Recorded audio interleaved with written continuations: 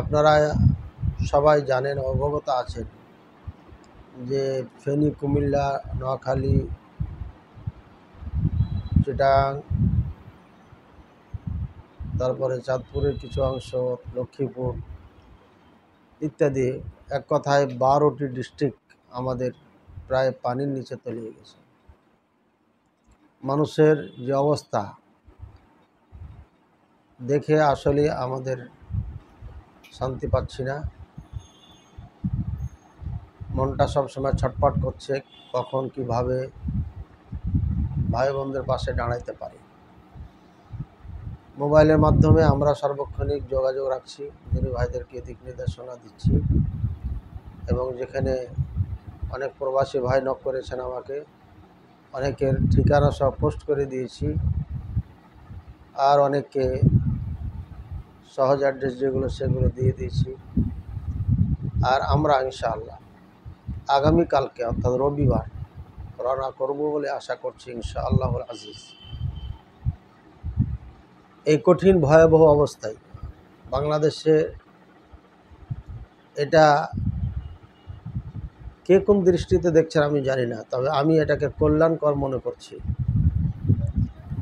এক নম্বর কারণ হচ্ছে যে এই বন্যার কারণে বাংলাদেশের মানুষের মধ্যে যে একটা দূরত্ব ছিল, এই দূরত্বটা একদম দূরভূত হয়ে মানুষের জন্য নিবেদিত প্রাণ হয়ে কাজ করছে। ছোট বড়, নারী পুরুষ, গরিব ধনী সবাই মিলে হাতে হাত রেখে, কাঁধে কাঁধ রেখে, আপ্রাণ চেষ্টা করে, জান প্রাণ দিয়ে, নিজের জান মাল দিয়ে আজকে পাশে দাঁড়িয়েছেন, ভাইদের পাশে দাঁড়িয়েছেন।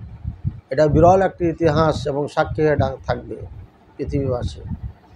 পৃথিবীতে এমন কোনো দৃষ্টান্ত আমার মনে হয় কখনো হয়নি। দ্বিতীয় নম্বর, ভারত যে বাঁধ ছেড়েছে, তারা বলছে ওভারলোড হয়ে যাওয়ার কারণে আমরা বিপাকে পড়ে শেষ পর্যন্ত আমরা বাঁধ ছেড়ে দিয়েছি। এটা আওয়াজ করছে তো সুতরাং বাঁধ ছেড়ে দিয়েছেন, পানিটা তো একবারই হঠাৎ করে তাদেরকে চাপ দেয়নি। পানিটা ধীরে ধীরেই তো তাদের ওখানে ওভারলোড হতে যাচ্ছে, হতে হতে হতে ওভারলোড হয়েছে। তারা বাঁধ ছাড়বে, তারা অবশ্যই বাংলাদেশ সরকারকে জানাইতে পারত যে আমরা বাঁধ রাখতে পারবো না, হয়তো 5-10 ঘন্টার মধ্যে ছেড়ে দিতে হবে। সুতরাং আপনারা সতর্ক হন। কমপক্ষে ওয়ার্নিংটা তারা দিতে পারত, কিন্তু তারা বুঝে সুঝেই কিছু না বলে পানিগুলোকে ওভারলোড করেছে, ওভারলোড করে একসাথে ছেড়ে দিয়েছে, যাতে বাংলাদেশের মানুষ পালানোর সুযোগটা না পায়। এটা পরিকল্পিতভাবে পানি যুদ্ধ, একে বলা হয় পানি যুদ্ধ। এটা পানি যুদ্ধ করেছে ভারত আমাদের সাথে। এতে আমাদের স্পষ্ট হয়ে গেছে ভারত যে আমাদের বন্ধু নয়, তারা যে দুশ্মন, এবং তারা নিচু মনের মানুষ। আমি বলছি না মুসলিম সকল হিন্দুকে, বরঞ্চ কিছু হিন্দু, কিছু মানুষ, তারা নিচু মনের মানুষ। তারা নিচু মনের মানুষ হওয়ার কারণে তারা প্রতিবেশী দেশের সাথে এমন আচরণ করতে পারে। নিঃসন্দেহে ইন্ডিয়ার অনেক ভাই আছেন, দিনী ভাই আছেন, আমাদের মুসলিম ভাই আছেন, তারা আমাদেরকে ভালোবাসেন মনে প্রাণে, কোনো সন্দেহ নেই। আমরাও তাদেরকে ভালোবাসি। অনেক হিন্দু ভাই আছেন যারা বাংলাদেশের সাথে আসা যাওয়া আছে, মহব্বত ভালোবাসা আছে। আসা যাওয়া নাই এমনও কোটি কোটি হিন্দু ভাই আছেন যারা এই সমস্ত ফিতনা চায় না, সবাই শান্তিতে থাকতে চায়। কিন্তু কিছু উগ্রবাদী আছে, হিন্দু ধর্মকে, সনাতন ধর্মকে কেন্দ্র করে তারা দেশের ভিতরে নৈরাজ্য চালু রেখেছে। একটা মানুষকে পিটিয়ে পিটিয়ে মারছে, মসজিদ ভাঙছে, মসজিদ ভেঙে মন্দির তৈরি করছে, গর্ভবতী মহিলার পেট চিরে বাচ্চা বের করে গুজরাটে সেই ইতিহাস সাক্ষী বহন করছে। সুতরাং এই উগ্রবাদী হিন্দু যারা রয়েছেন, তাদের মাধ্যমেই আজকে এই কাণ্ড ঘটেছে। নিঃসন্দেহে এটা বেইনসাফি এবং জুলুম, অন্যায়। এজন্য আল্লাহ তাআলার নিকটে আমরা বিচার দিচ্ছি, যারা আমাদেরকে পানি দিয়ে ডুবিয়ে মেরেছে, আল্লাহ তাআলা তাদের জন্য এমন শাস্তি নিযুক্ত করেন যেটা তারা কখনো কল্পনা করেনি। আল্লাহুম্মা আমিন। সম্মানিত দিনী ভাই ও বোনেরা, বাংলাদেশি ভাই আমার বোনেরা যারা আজকে প্লাবিত হয়েছেন বা আমরা হইনি, বাংলাদেশি যারা রয়েছে তাদের প্রত্যেকেই নার্ভাস হওয়ার কিচ্ছু নাই। প্রত্যেকে নার্ভাস হওয়ার কিচ্ছু নাই, এই জন্যই যে এটাই মুসলমানদের জন্য কল্যাণকর। 1 নম্বর, আমাদের একটা ইউনিটি তৈরি হয়েছে, আমরা দুশ্মনকে চিনতে পেরেছি। 2য় নম্বর, এখান থেকে শিক্ষা পেয়েছি আমরা, ভবিষ্যতে আমাদের প্রকৃতভাবে যদি দেশপ্রেমিক হয় নেতারা, তাহলে অবশ্যই একে প্রতিরোধ করার জন্য বিকল্প পথ বের করে আপনার বাংলাদেশকে একটি সুনামধন্য দেশে পরিণত করবে, স্বয়ংসম্পূর্ণ দেশে পরিণত করবে এবং ইন্ডিয়ার থেকে সম্পূর্ণ চুক্তি আদান প্রদান আপনার শেষ করবে। কারণ তারা খাদ্যে ভেজাল মিশাচ্ছে, তারা পানি দিয়ে ডোবাচ্ছে, তারা রাষ্ট্রীয়ভাবে আমাদের দেশে হামলা করতে চায়, ইত্যাদি ইত্যাদি নানান ধরনের হুমকি হামকি। এবং বাংলাদেশের মধ্যে কিছু হিন্দু আছে, তারা ভারতপ্রিয়, তারাকে আইনের আওতায় আনতে হবে, সে যে ধর্মেরই হোক না কেন। আজকে তাদের বোঝা উচিত যে আজকে বাংলাদেশে এই বন্যা প্লাবিত হওয়ার কারণে আজকে আমরা মুসলিম, আমরা আলেম ওলামারা খাসসাতান ধর্ম বর্ণ নির্বিশেষে সবার জন্য আমরা আমাদের যতটুকু শক্তি আছে শক্তি দিয়ে তাদের পাশে দাঁড়াচ্ছে। আমরা দেখি না এটা কে কোন ধর্মের মানুষ, এটা কোন মাযহাবের মানুষ, এটা কোন পথের মানুষ। আমরা এতটুকু বুঝি, এতটুকু জানি যে আমরা বাংলাদেশি, এবং প্রত্যেকটি মানুষকে আমি এটাই বলবো যে আমরা বাংলাদেশি। এই চিন্তা ভাবনা নিয়ে একে অপরে ভালোবাসা মহাব্বত নিয়ে এ দেশে আমরা বসবাস করব এবং এই দুর্যোগে আমরা সকলেই ইনশাআল্লাহ তাদের পাশে দাঁড়াবো। ইনশাআল্লাহ আগামীকালকে আমরা রওনা করব। আপনারা আমাদের পাশে থাকবেন। আমাদের স্ক্রিনে যে নাম্বারগুলো থাকবে, বিকাশ নাম্বার, রকেট নাম্বার, নগদ নাম্বার, যে 4টি দেওয়া থাকবে এটি আমার কাছে থাকবে। আপনারা সরাসরি যোগাযোগ করবেন আমার সাথে ইনশাআল্লাহুল আজিজ। সাথে সাথে যেটা করণীয় আমাদের, আমরা বেশি বেশি আল্লাহর কাছে দোয়া করব।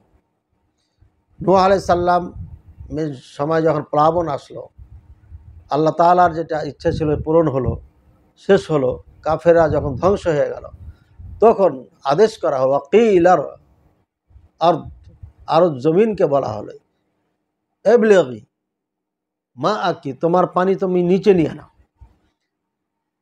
তারপরে আসমানকে বলা আকলাই, তোমার পানিকে তুমি বন্ধ করে দাও, আসমান থেকে বৃষ্টি যেন না হয়।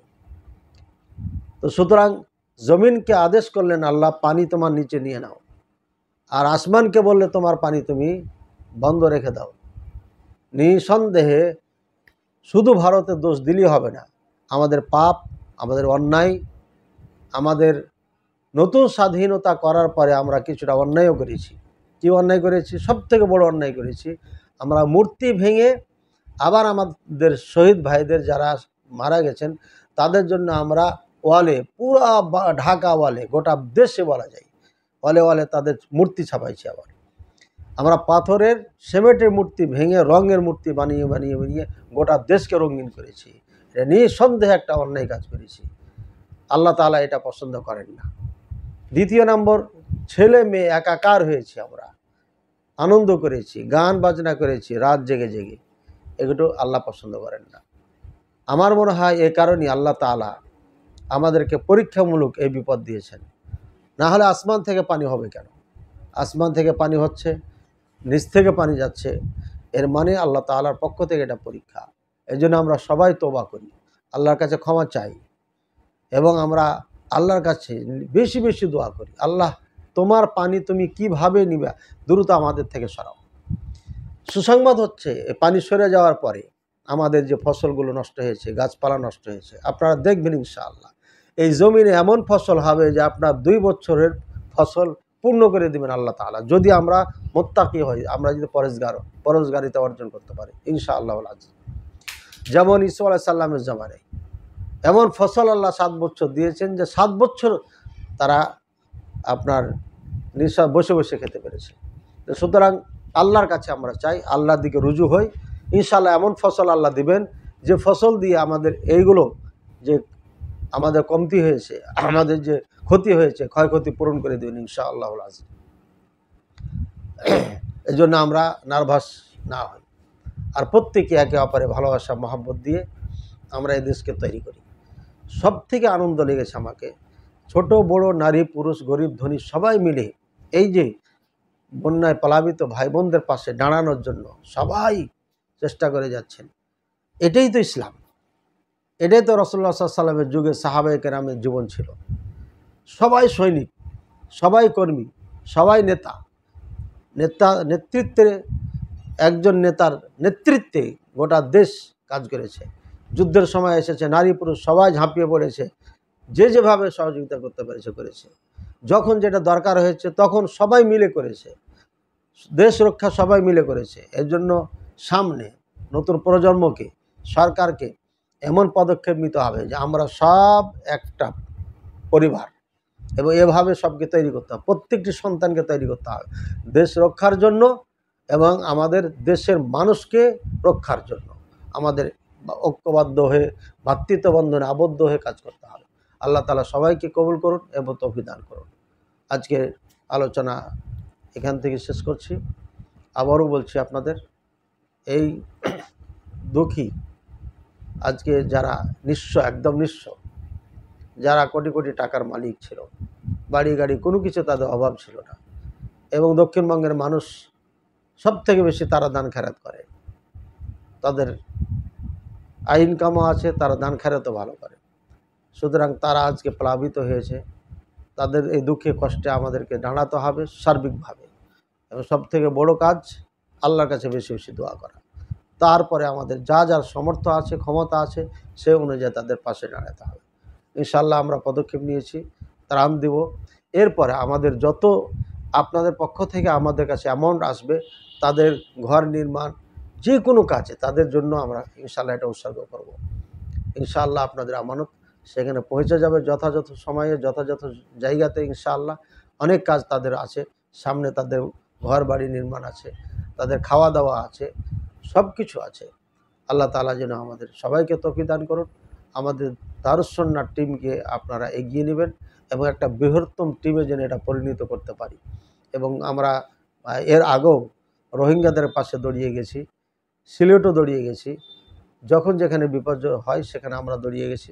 আমাদের মিডিয়া দুর্বলতা থাকার কারণে, আবার মাদ্রাসা নিয়ে ব্যস্ততা থাকার কারণে আমাদের এই প্রচার প্রসারে একটু ব্যাঘাত ঘটেছে। ইনশাআল্লাহুল আজিজ আমরা সামনে আরও অ্যাক্টিভ হয়ে ইনশাআল্লাহ এই কাজগুলো করার চেষ্টা করব। আপনারা প্রত্যেকেই দারুস সুন্নাহ টিমের সাথে থাকবেন ইনশাআল্লাহ। আল্লাহ তাআলা সবাইকে তৌফিক দান করুন। আমার যে নাম্বারগুলো থাকবে স্ক্রিনে, সেগুলো যে চারটা আমার কাছে থাকবে, লাস্টে একটা হচ্ছে 1014, আর একটা হবে 301, আর একটা 501, আর একটা হচ্ছে 8072। এই চারটি নাম্বার আমার সাথে থাকবে সবসময়, আমাকে পাবেন ইনশাআল্লাহ। আর যদি আমরা ত্রাণ দিতে গিয়ে নাম্বার না পান, তাহলে বুঝবেন যে কারেন্ট নাই, বন্ধ হয়ে গেছে। আপনারা ইনশাআল্লাহ অনুদান পাঠাতে থাকবেন, আমরা আবার চার্জ করে সে টাকা দেখে আবার ত্রাণগুলো আমরা বিতরণ করতে থাকবো ইনশাআল্লাহ।